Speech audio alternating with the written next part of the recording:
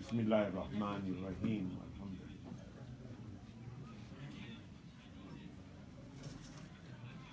صراط الذین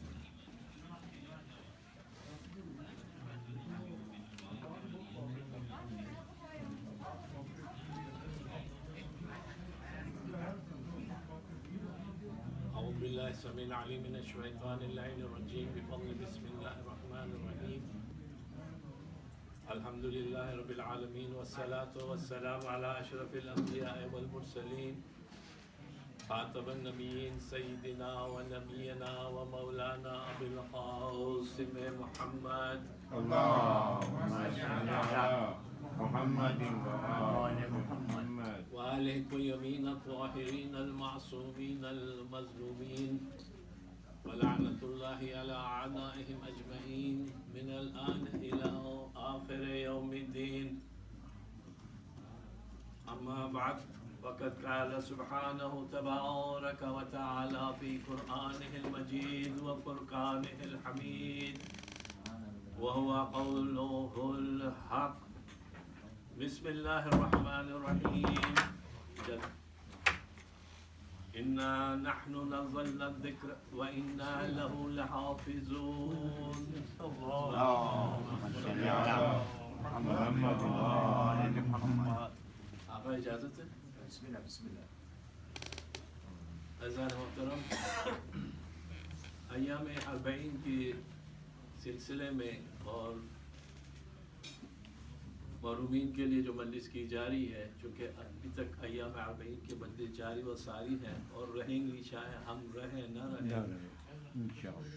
تو عزیزان محترم، جس آیت کو میں نے اپنا عنوان کلام بنایا ہے، مگر اس سے پہلے کہ میں اپنے اس موضوع کی طرف مختصراً، چونکہ ٹائم بھی بہت زیادہ نہیں ہے، آگے بڑھوں، آپ کے سامنے ڈاکٹر محمد اقبال کے کچھ شاعر جو بہت ٹچ کرنے والے ہیں، شاید آپ دھیان سے سنیں گے تو اور اس پر منن کریں جا کے، اور ہمارے لیے بہت مفید ہوگا. کہتے ہیں کہ منزل سے آگے بڑھ کر منزل تلاش کر، مل جائے تجھ کو دریا تو سمندر تلاش کر، ہر شیشہ ٹوٹ جاتا ہے پتھر کی چوٹ سے، پتھر ہی ٹوٹ جائے وہ شیشہ تلاش کر، سجدوں سے تیرے کیا ہوا صدیاں گزر گئی، ہمارے لیے دنیا تیری بدل دے وہ سجدہ تلاش کر، بے شک بے شک. ایمان تیرا الٹ گیا رہزنوں کے ہاتھوں سے، رہزن یعنی ڈاکو جو لوٹتے رہتے ہیں، ایمان تیرا الٹ گیا رہزن کے ہاتھوں سے، ایمان تیرا بچا لے وہ رہبر تلاش کر، بے شک. ہر شخص جل رہا ہے عداوت کی آگ میں، اس آگ کو بجھا دے وہ پانی تلاش کر، ہر سوار اونٹ پہ اپنے غلام کو، ہر سوار اونٹ پہ اپنے غلام کو، پیدل ہی خود چلے وہ آقا تلاش کر. صلوات پر محمد وعلی محمد. اللهم صل على محمد وآل محمد. سورہ حجر 15واں سورہ آیہ نمبر 9. انا نحن نزلنا الذکر وانا له لحافظون. دو چیزوں کا تذکرہ خداوند متعال کر رہا ہے اور پوری گارنٹی کے ساتھ، عام، کہ میں نے ذکر نازل کیا اور کرنے کے بعد یوں ہی نہیں چھوڑ دیا، اس کے محافظ بھی ہم ہیں. رہتی دنیا کو ہم اس کی حفاظت کریں گے، چاہے کسی کو اچھا لگے یا کسی کو برا لگے. قرآن کا یہ اناؤنسمنٹ ہے، اناؤنسمنٹ. اب یہاں پہ جب مفسرین نے اس کی تفسیر کی ہے اس آیے کے کریمہ کا، تو انہوں نے اس ذکر کو قرآن سے لیا ہے. مگر جب قرآنی اصطلاح میں اور اہل بیت علیہ الصلوۃ والسلام کی تفسیر کی اصطلاح میں جب اس ذکر کا تفسیر کیا گیا، لفظ ذکر کا، تو اس سے بہت بارے زیادہ معنی لیے گئے. یعنی وہ لوگ جو اللہ یاد دلا دے وہ سارے اس ذکر میں شامل ہو جاتے ہیں. یا چاہے وہ نبی اکرم ہو، چاہے وہ نبوت میں سے ہو، یا چاہے امامت میں سے ہو، یا چاہے وہ لوگ ہو جو ان کے اذکار کو زندہ کریں. نبی یا امام کے اذکار کو جو زندہ کرے وہ بھی اس ذکر میں شامل ہے. مثال کے طور پر حضرت ابراہیم اور حضرت اسماعیل کا واقعہ آپ کے سامنے، ڈیٹیل میں جانے کا ٹائم نہیں ہے. جب حضرت اسماعیل کی رگڑ ہوئی زمین پہ اور جب زمزم پیدا ہوا تو قرآن کہتا ہے وہ زمزم بھی ذکر الہی ہے. اور جو سعی لگائی ہے حاجرہ نے، سعی جو لگائی ہے وہ سعی بھی اتنی مقدس ہو گئی کہ واجب ہو گیا حاجی کے لیے کہ اگر یہ سعی نہ کرے صفا اور مروہ کے بیچ میں تو گویا حج ہی نہیں کیا. تو وہ سعی بھی ذکر الہی ہے. اور چونکہ ہم 40 کی مجالس میں بیٹھے ہوئے تو یہ 40 بھی ایک ذکر الہی ہے جس کو خدا حفاظت میں رکھا ہوا ہے. کسی کی کوئی طاقت نہیں ہے کہ اس کو مٹا سکے، کوئی طاقت نہیں ہے. مٹانے والے مٹ گئے، ذکر حسین باقی تھا، باقی ہے، باقی رہے گا. صلوات پر محمد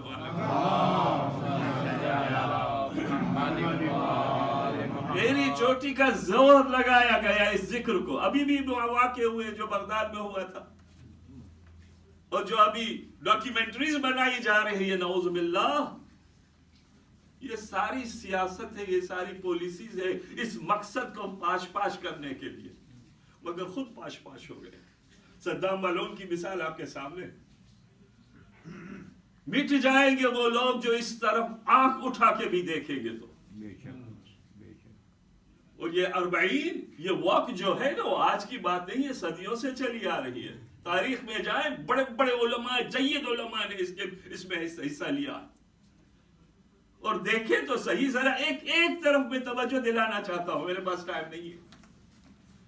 میں نے ابھی ریسرچ کر کے دیکھا ہے کہ کربلا جو ہے نا ایک چھوٹا سا شہر ہے. اس کی کل آبادی 2019 546,000، 5,46,000. اب اس چھوٹے سے شہر میں 25 ملین، ابھی مجھے خبر ملے کہ 30 ملین تک پہنچ گیا. 30 ملین لوگ یہاں آتے ہیں، اطمینان کے ساتھ اپنی زیارت و اعمال کرتے ہیں، اپنی واک کرتے ہیں. اور کسی میں سے ایک شخص سے بھی اگر آپ پوچھیں کہ بھیا یا بہنا یہ تو بتاؤ کہ آپ کو کوئی تکلیف ہوئی، کوئی کھانا کم ہوا، کوئی تکلیف پیدا ہوئی اس واک کے درمیان یا حرم میں، تو کہے گا لا واللہ، لا واللہ.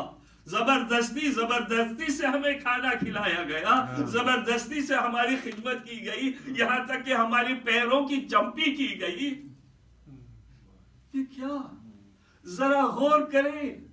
جب 30 ملین کا قافلہ چلے تو ان کے کھانے پینے کا انتظام ناممکن ہے، جتنی بڑی سرکار کیوں نہ ہو ناممکن ہے. عزیزان محترم، 2 روٹیاں بھی اگر کوئی کھائے نہ دن میں تو 60 ملین روٹیاں بن جاتی ہے. کون پکا سکتا ہے 60 ملین روٹیاں؟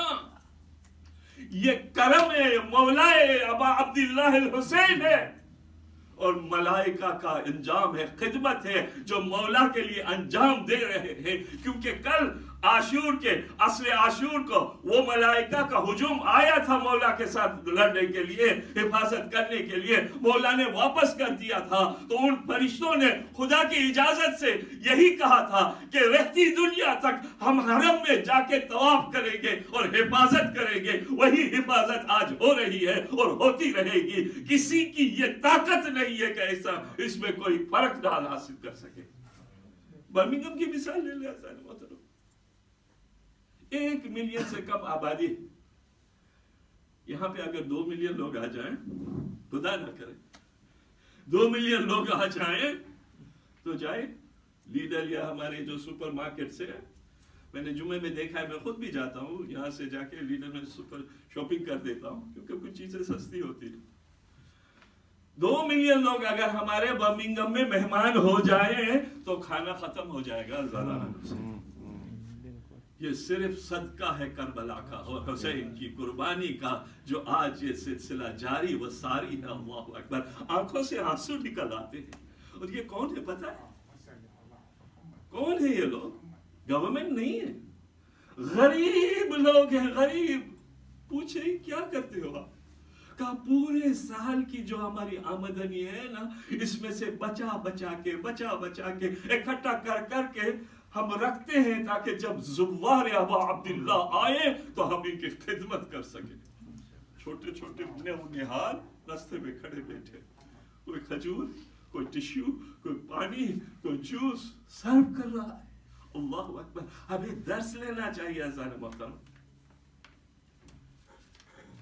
وقت نہیں ہے، میں مختصر کر رہا ہوں. سید ابو الحسن اصفہانی، نام سنا ہوگا آپ نے، شیخ بیٹھے ہوئے یہاں پہ، جو آخوند خراسانی کے اسٹوڈنٹ تھے. ہمارے جو آنسو ہیں نا یہ، اور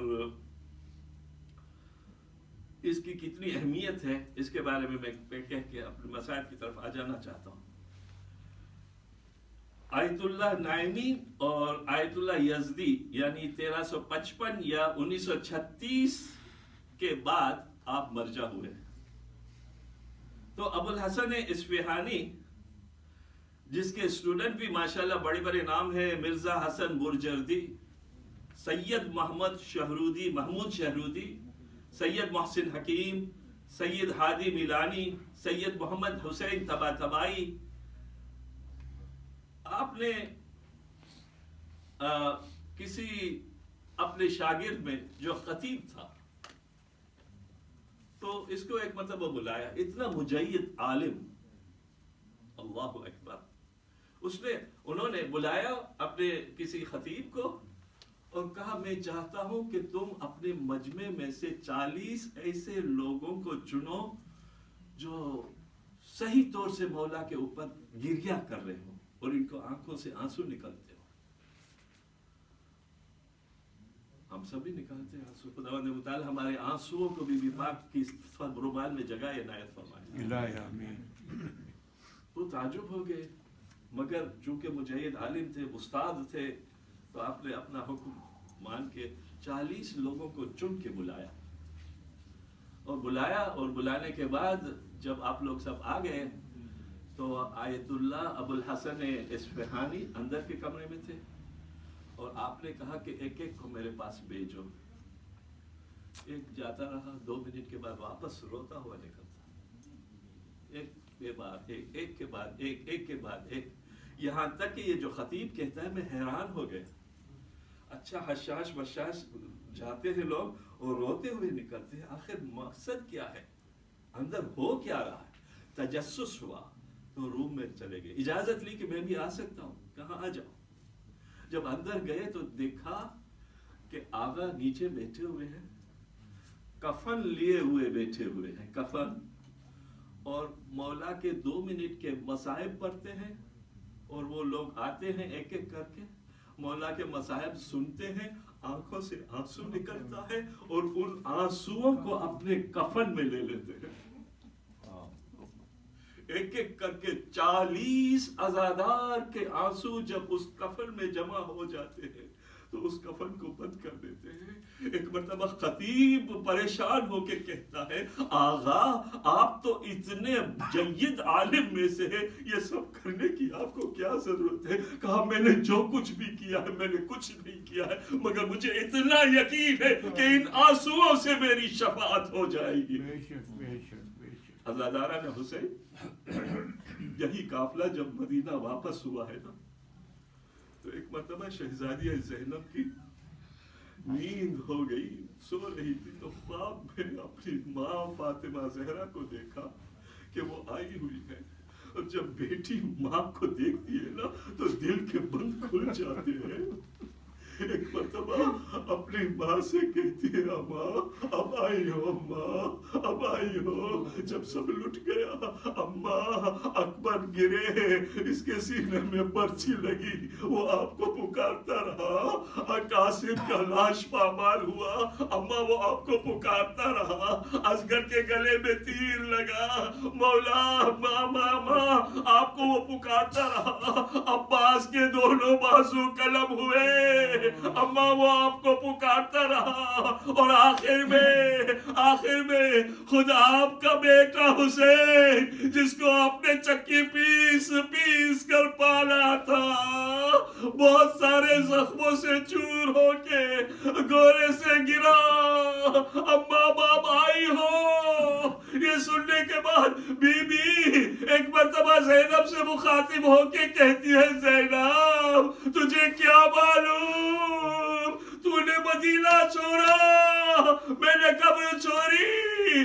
تو کربلا پہنچی میں کربلا میں تیرے ساتھ تھی. تو شہیدوں کو تیار کر کے بھیجتی رہی میں شہیدوں کو گورے سے گرتے ہوئے گود میں لیتی رہی. قاسم گرے میں نے گود میں لیا. اکبر گرے میں نے گود میں لیا. اصغر گرے میں نے گود میں لیا. ارے خود اپنے بیٹے کو میں نے اپنے گود میں لیا. ہاں زینب میں نے سب کو آرام سے گود میں لے لیا مگر ہائے عباس جس کے بازو کٹے ہوئے تھے وہ منہ کے بل زمین پہ گرا. اے زینب سنو جب تیرا شامیوں نے وہ پتھروں سے استقبال کیا تو وہ پتھر میں نے اپنے سر پہ لے لیا. اگر تجھے یقین نہیں آتا تو دیکھ آج تک میرا سر زخمی ہے. لعنت اللہ علی القوم الظالمین وسيعلم الذين ظلموا أي منقلب ينقلبون إلى